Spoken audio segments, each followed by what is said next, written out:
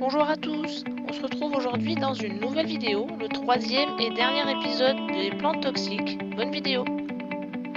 Porcel enraciné dit pissenlit toxique. Cette plante n'est généralement pas consommée par les chevaux, sauf en cas de canicule et de raréfaction de l'herbe.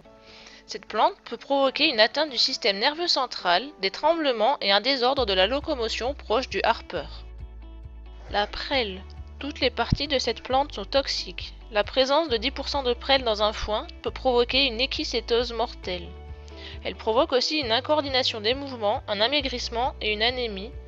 La prêle peut aussi provoquer la mort par paralysie au bout de quelques semaines d'ingestion répétée.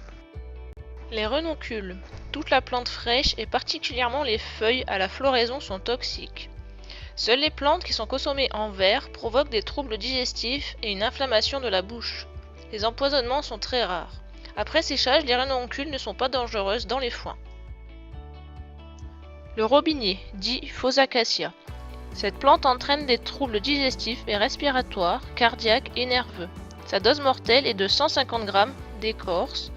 Elle provoque le décès au bout de 3 jours.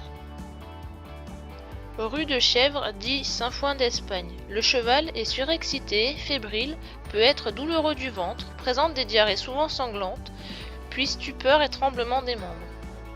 Enfin, paralysie et arrêt du cœur. Survivantes, les juments avortent généralement. La dose toxique commence à 40 g.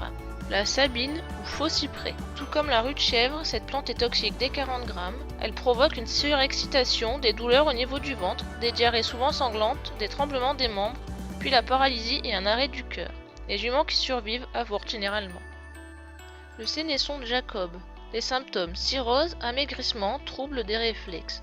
L'intoxication se produit lors de consommation de la plante sur pied, ce qui est rare en raison de son amertume ou séchée dans les foins.